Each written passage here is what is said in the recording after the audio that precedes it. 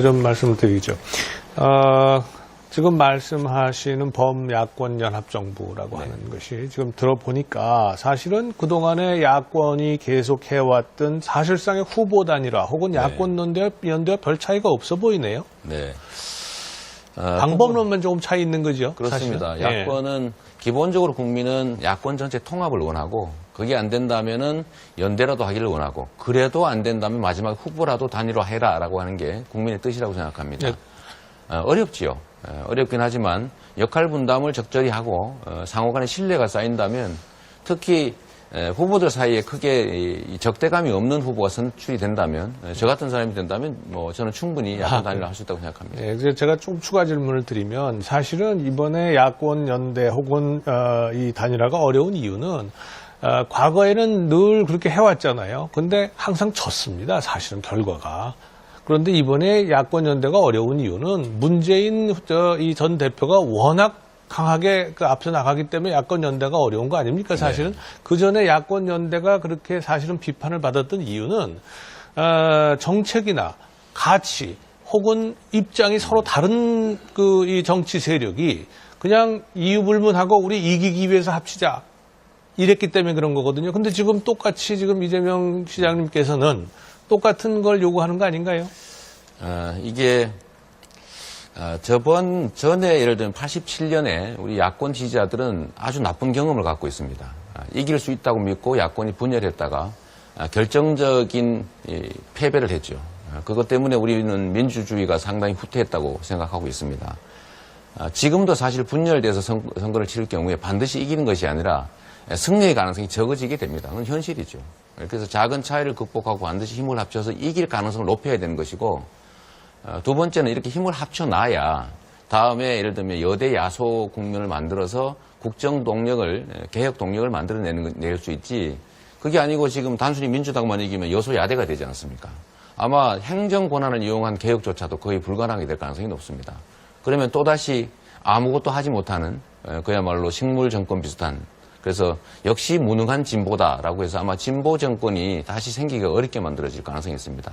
그래서 꼭 노력해서 만들어야 됩니다. 다만 이거와 관련해서는 미국이라고 하는 거대한 세력이 있는데 과연 그 합의를 뒤집을 수 있겠느냐라고 말하지만 제가 분명하게 말씀드릴 수 있는 것은 필요한 일이면 해야 되고 어려운 일이기 때문에 대통령을 뽑아서 권력을 주고 맡긴 겁니다. 지금 필리핀 같은 경우도 예를 들면 미국과 70년 우방이었지만 그런 관계들을 좀 벗어나서 중국과 관계 개선을 하다 보니까 미국이 필리핀한테 매달리는 형국이 되고 있습니다.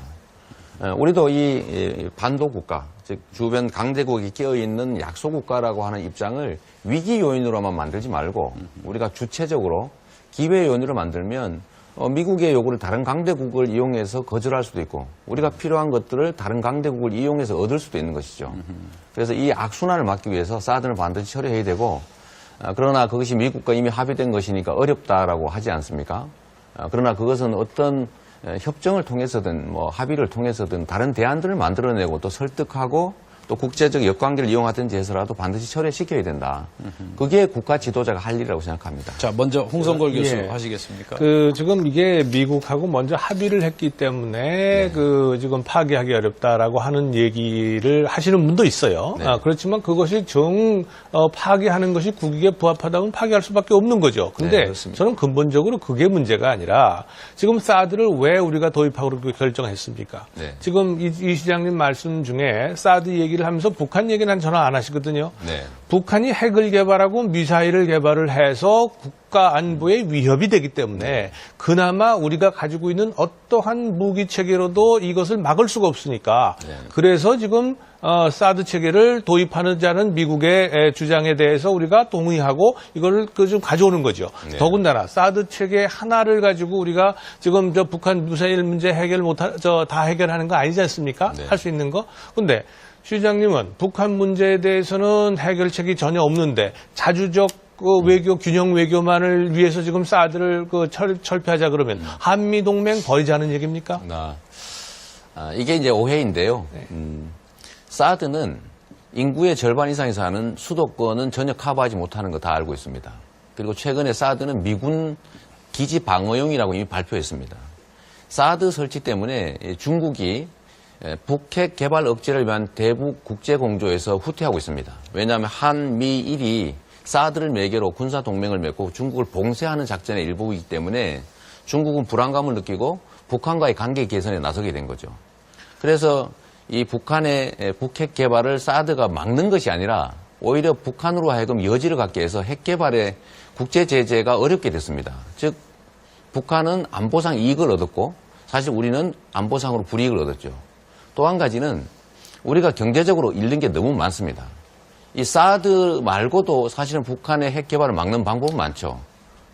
안보는 평화를 지키기 위한 것이고 무기를 개발하는 게 아니라 평화를 확장함으로써 나라를 지킬 수가 있습니다. 알겠습니다. 이게 지금 사실은 사드 문제를 가지고 논의를 하려면 굉장히 복잡한데 네. 한마디로 말씀을 드리면 사드의 전술적 가치를 지금 말씀하고 계세요. 네. 우리 이 시장님은. 근데 사드의 전략적 가치는 그게 아닙니다. 사드의 전략적 가치는 한미동맹 그 자체예요. 사드를 들어오면서 한미동맹을 공고히 하고 그걸 통해서 이 북한의 그 위협을 지금 해결하자는 거거든요. 네. 그런데 지금 말씀이 경제적으로 손해가 많고 또 우리 중국이 오히려 북한을 도와주고 하는 그런 그 말씀을 하시는데 한미동맹을 우리가 지금 잃어버리는 거에 대해서는 전혀 걱정을 안 하십니까? 한미동맹은 그야말로 주한미군으로 표현되는 한미동맹은요. 오로지 한반도의 안보만을 위해서 와 있는 게 아닙니다. 다 아시는 것처럼 미국의 세계 군사 전략 때문에 한반도에 임시 진주하고 있는 것이죠. 그러면 미국의 요구를 들어주는 것이 한미 관계를 발전시키는 거라고 하면 앞으로 그러면 트럼프 대통령이 요구하는 바대로 지금 안 그래도 독일은 18%, 일본은 50%, 우리는 77%의 엄청난 주둔비를 부담하고 있는데 여기다 2배를 더 내라는 요구를 하고 있지 않습니까? 그럼 한미 동맹을 강화하기 위해서 달라는 대로 다 주고 이렇게 해야 되는 건 아니지 않습니까? 다른 문제고요. 그러니까 주둔군 부담 문제는 전혀 다른 문제. 말씀 잘 들었습니다. 자, 지금 안보 문제 계속 말씀 나누고 싶지만 이제 저희가 또 하나만 주어진 좀 명확하게 우리 구분할 필요가 있습니다. 제가 아까 좀 말씀하시는 중에 이 소위 보수 세력은 네. 안보를 악용만 했지 안보를 지키지 않았다, 지키지 네. 못했다라고 했거든요. 그러면 하셨는데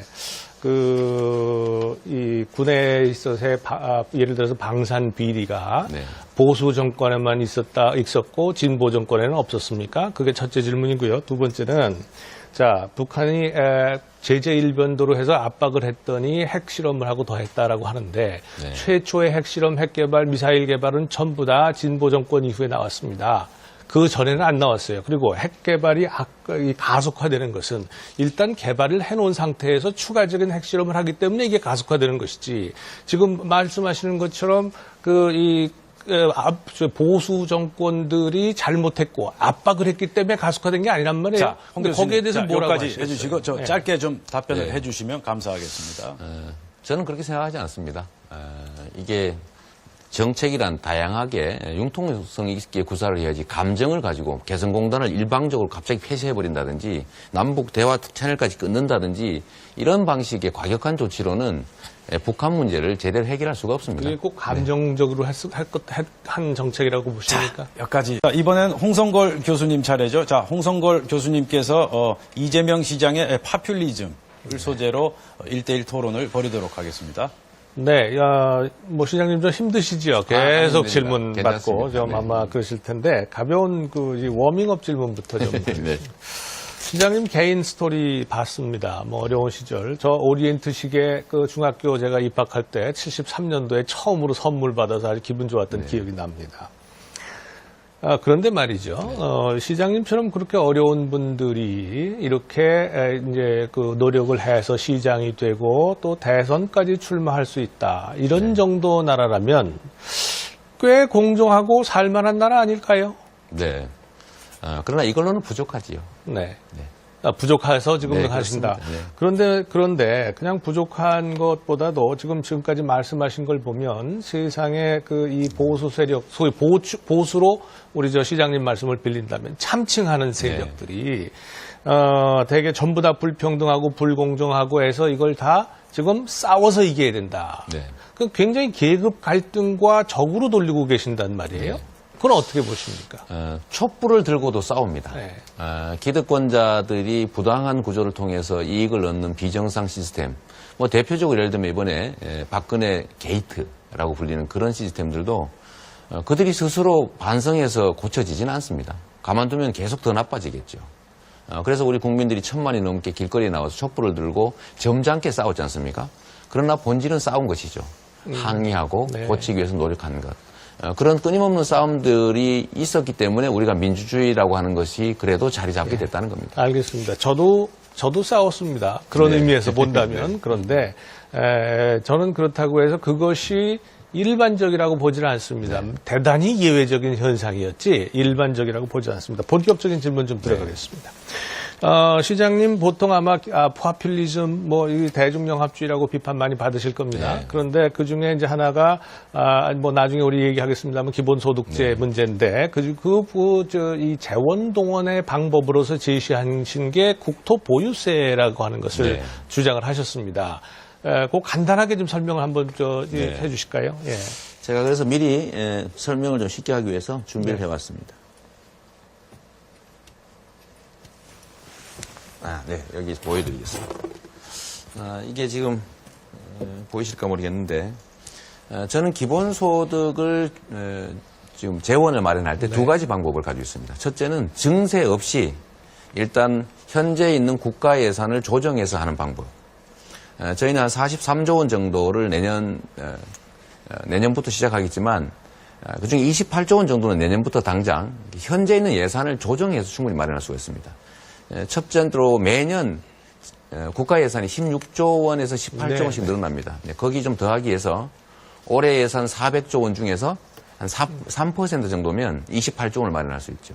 그래서 이걸로 일단 2,800만 명의 국민에게 아동수당, 또 청년수당, 학생수당, 또 노인수당, 장애인수당, 또 이런 농어촌, 농어민수당을 지급할 겁니다. 두 번째로 저희는 법령을 개정해야 되는 것들을 하나 준비하는 것이 바로 국토보유세인데 제가 국토보유세만 좀 하는 건 아닙니다. 네, 알겠습니다. 네. 그래서 국토보유세가 아마 이제 제가 내용을 간단히 좀 말씀드리면 이제 모든 토지 가지고 있는 사람들 다 내자 그런 말씀이잖아요. 그렇죠? 그렇습니다. 네. 그런데 그러면 그 토지 가지고 있는 분들 중에는 농민도 있고 네. 지자체도 있고 네. 하여간 지금 우리 사회에 도움을 필요로 하는 사람들이 상당한 토지를 가지고 있습니다. 그렇죠? 네, 그렇습니다. 다 내야 됩니까? 네. 예. 이 국토보유세의 취지는 네. 국토보유세로 내는 돈은 딴 용도로 쓰지 않고 네. 모든 국민에게 공평하게 기본소득을 지급합니다. 그런데 전 국민 중에서 95%는 자기가 아예 내지 않거나 땅이 없으니까요. 또는 내더라도 낸 돈보다는 훨씬 많이 받게 됩니다. 1년에 30만 원 정도의 토지에 대한 세금을 내는 사람 거의 없습니다. 문제는 우리 사회에 약 4, 5% 정도의 소수가 엄청난 양의 토지를 소유하고 있기 때문에 그분들은 좀 많이 내게 되겠죠. 그러면 지금 우리 재산세, 토지세와 주택으로 나눠져 있지 않습니까? 그럼 네. 그거 이중과세 하는 건가요? 아니면 어떻게 하는 거예요? 그걸 이제 국토보유세를 네. 부과한 다음에 재산세분은 돌려주고 네. 나머지 돈은 차익만 내고 따는 거다. 알겠습니다. 대신에 1인당 30만 원씩을 가구당 3명이면 90만 원을 지급하는 것이죠. 네. 그런데 아까 말씀하신 여러 가지 이제 이 재원들이 있는데 네. 이게 지금 앞으로 세금을 낼 수 있는 사람들은 자꾸 줄어들지 않습니까? 네. 인구 구조가 자꾸 줄어드니까. 네. 그리고 우리 국가 채무가 지금 한 640조 가까이 있습니다. 네. 그리고 매년 이게 한 4, 50조가 증가하고 있고요. 네. 지금 이런 상황 속에서 과연 이렇게 지금 말씀하신 게 증세 없이라고 말씀하셨잖아요. 지금 네. 많은 분들, 특히 어제 나온 유승민 후보 같은 경우에는 법인세 올려야 된다. 또 많은 분들 중에는 개인 소득세 올려야 된다, 지금. 이렇게 많이 주장을 하고 계세요. 근데 그거 없이 이거 지금 하시겠다는 거는 이게 좀 지속 가능성이 떨어지는 거 아니냐, 이렇게 말씀드릴 수가 있겠는데. 지금 대한민국 경제가 어려워지는 이유는 국민들이 쓸 수 있는 돈이 없어서 그렇습니다. 이거를 지금 이 대출로 지금 이제 구매력을 유지해 오다가 지금 이것도 한계에 다도달했지 않습니까? 그러면 지금 앞으로는 누가 물건을 살 거면 누가 기업이 생산하는 서비스를 제공받겠어요. 그래서 국민들의 소득을 올려야 경제가 살아난다. 즉 경제가 성장이 가능하다는 것은 이재명의 주장이 아니라 IMF라든지 세계은행 등의 주장 아니겠습니까? 포용적 성장론이라고 하는 거죠. 그러니까 국가 부채는 그냥 약간 뭐 우선 국가 두고. 부채는 더 이상 늘리지 않는 쪽으로 가야지. 지금 계속 늘어온 거를 특정 그 임기에 있는 대통령이 줄일 수가 쉽게 있겠습니까? 더 늘리지 않는 것마저 착한 일이죠. 시간이 이제 그렇게 얼마 없기 하시고 때문에 포퓰리즘. 안보 파퓰리즘 쪽으로 제가 질문을 좀 드리겠습니다. 저도 한번 얘기할 기회를 주십시오. 그래서 국토 보유세는 모든 토지를 소유한 사람들이 내지만 95% 이상의 국민들은 내는 것보다 더 많이 받기 때문에 실제로 이게 우리나라의 엄청난 자산 불균형을 교정하는 효과가 있습니다. 제가 하나 잠깐만 보여드리도록 하겠습니다. 이게 지금 우리나라 상황이 얼마나 심각한지를 다들 잘 모르시는데 이걸 잠깐 보시면 1년에 버는 국민 총소득 중에서 상위 10%가 무려 48%를 가져갑니다. 인구의 절반 50%는 겨우 5% 나눠 갖고 있어요. 그러다 보니까 기본소득제 하실 때 말씀을 우리가 하실 수 있는데 괜찮습니다. 자산 또 보유분을 보면 이 중에서 10%가 무려 이 66%를 가지고 있어요. 인구의 절반은 겨우 2%도 안 되는 것 가지고 있습니다. 이러다 보니까 너무 불균형이 심화돼서 이거를 불균형을 완화시켜야 되는데 그게 바로 아주 미세한 정도에 불과한 국토 보유세라는 겁니다. 알겠습니다. 제가 자, 홍성걸 교수님 수고하셨고요. 자, 이 기본소득 문제 그리고 국토 보유세 문제는 공약 검증을 할 때 또 계속 할 수가 있을 것 같습니다. 자, 시장님, 이 기본소득제가 사실은 그 진보 좌파의 정책 의제가 아니고 우파의 정책 의제라는 거 아시죠? 물론이죠. 이 사실은 선진국에서 복지제도가 많고 하다 보니까 비용이 굉장히 많이 들어요. 그래서 그렇습니다. 국민들을 좀 이해시키기 위해서 그러는데 기본소득제를 도입을 해가지고 현금을 나눠줌으로써 나머지를 전부 통폐합해가지고 없애는 거 아닙니까? 그런 개념에서 출발한 거예요. 그래서 우리가 기본소득세를 고민한다는 건 저는 굉장히 좋은 생각이라고 봅니다. 그런데 말씀하신 것처럼 1년에 100만 원 돈이에요.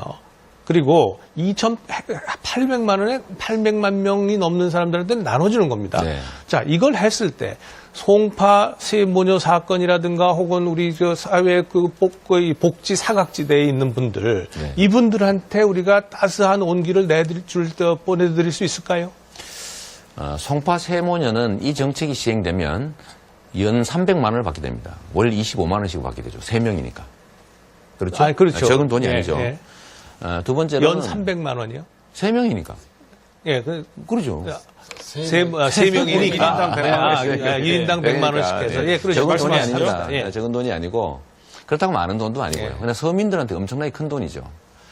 두 번째는 이거를 현금으로 바로 지급하는 게 아니라 저는 지역 균형 발전 차원에서 지역 경제 활성화라는 차원에서 이걸 해당 지역에서만 쓸 수 있는 지역 화폐, 상품권, 쿠폰으로 지급하자는 겁니다.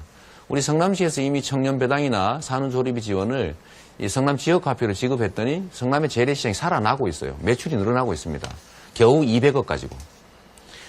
그런데 이게 만약에 28조 원이면 예를 들면 부산을 예를 들면 약 3조 원 정도가 부산 지역경제에 매년 쓰여지게 됩니다. 3조 원이 지역경제에 직접 투자될 경우에 얼마나 큰 경제 활성화에 효과가 있을지는 우리가 짐작할 수 있지 않습니까? 그렇기 때문에 이거를 단순히 나눠주는 거다, 별로 효과 없을 거다 얘기할 건 아니죠. 그 다음 송파 세모녀 얘기하셨는데 이 사각지대에 대한 예를 들면 지원은 지원대로 해야죠. 지원대로 해야 되지만 우리가 처음이라도 시작하지 않으면 언제 할 수 있습니까? 100만 원 가지고 큰 도움 안 되는 건 사실이지만 그래도 기본소득이라고 하는 걸 우리 사회의 의제로 던지고 또 예를 들면 국토보유세 걷었더니 내가 내는 것보다 다 더 많이 나한테 돌려주는구나. 세금 내는 재미가 있구나라고 하면 조세 저항도 줄어들고 이걸 통해서 소위 중부담 중복지로 갈 수 있죠. 근데 아무 시도도 안 하고 맨날 어려운 사람 지원하자라고 말만 하면 어려운 사람 지원을 하는데 대부분의 지원 못 받는 국민들이 동의할 리가 없지 않습니까? 이걸 소위 복지의 역설이라고 하죠. 복지 정책을 선별적으로 하면 더 나을 것 같지만 실제로는 복지해야죠. 보십시오. 그러면은 지금 현재 400조 예산 중에 130조가 복지 노동 예산입니다. 그런데 지금 160조 정도 되죠. 그런데 거기에다가 지금 더 이제 얹어서 이렇게 되면 거의 우리 예산에 거의 50% 가까이가 이제 복지 예산이 갈 텐데, 복지 노동 예산이 갈 텐데, 그러니까 시장님이 그냥 그대로 두고라고 말씀을 하셨기 때문에 그렇다면 이것이 얼마나 지속 가능할 거냐 하는 문제예요. 지금 제가 28조 원 정도를 복지 지출로 추가하게 되면 대개 한 40% 좀 넘게 될 것 같은데 OECD 평균 복지 지출이 국가 예산 대비 50%입니다. 그렇게 해도 한참 부족합니다. 네. 자, 그런데 그 OECD 국가들이요, 평균 자기네 예산의 약 한 30% 가까이를 갖다가 국방 예산에 쓰고 있습니까? 또 OECD 국가들이 우리 교수님은 자꾸 숫자를 과장하시는데 네. 우리나라는 국방비를 30% 쓰지 않고 10% 쓰고 있어요. 국가 예산에. 아, 국가 예산에. 예. 그러게, 그건 적절하지 아니, 근데 않네서. 그 OECD 국가들은 어떻습니까? 거기도 예를 들면 뭐 우리나라보다 크게 차이는 나지 않습니다. 3% 정도는 쓰니까요. 네, 그 그 7% 때문에 50%와 또 교육 예산은 어떻습니까? 제가 드리는 말씀은 이게 뭐냐면 다른 항목에 보면은요, 우리가 복지 예산을 그렇게 쓸 수밖에 없었던 이유가 있다는 겁니다. 다른 부분에 그동안에 써왔던 부분이 있고, 그래서 조정하는 거 다 좋습니다. 좋은데 문제는 지금 세금을 낼 사람들이 인구가 계속 줄어들어요. 저는 계속 걱정스러운 것이 아마 시장님이 당선이 되신다면 임기 내에는 어떻게 할 수 있을지 모르겠어요. 그러면 5년 후에 이미 국민들한테 전부 권리로 받아들여졌어요. 거의 40%가 혹은 그보다 더 많은 것이 시간이 가면 더 많아지겠죠. 이 복지 예산 들어가게 되면 교수님 어떻게 되겠습니까? 지금 우리나라의 제일 심각한 문제가 출산율 저하인데 이 출산율이 떨어지는 제일 큰 이유는 보육, 교육 비용이 워낙 많이 들고 취업이 안 되기 때문에 그렇습니다. 보육, 교육을 개인들한테 맡길 게 아니라 국가의 책임을 늘려야 되고 제가 이 기본소득을 지급하는 내역을 자세히 보시면 0세부터 29세까지입니다. 60% 이상 노인. 이 취약계층들에 대한 지원을 좀 늘려야 특히 교육, 보육 이런 비용들을 늘려줘야 국민들이 부담을 줄여서 애를 낳을 거 아닙니까? 하다못해 아동수당 아니면 보육수당 또 학생수당, 청년수당 이런 걸 주면 그래도 29살까지 그래도 한 3천만 원 국가로부터 지원받는 거예요. 그래서 지원을 받아야 개인의 비용 부담이 줄어들 거 아닙니까? 그래야 애를 낳을 거고 그래야 출산율이 올라갈 거고 그래야 지금 교수님이 걱정하는 그 문제를 해결하지요. 지금처럼 예를 들면 정부 예산을 지출하는 방식이 주로 대기업 중심의 중소기업 쪽보다는 대기업, 노동자를 탄압해서 노동자들 임금 수준을 계속 떨어뜨리고 이런 방식으로 이 국가가 좀 발전할 수 있겠어요. 아니, 국가가 노동자를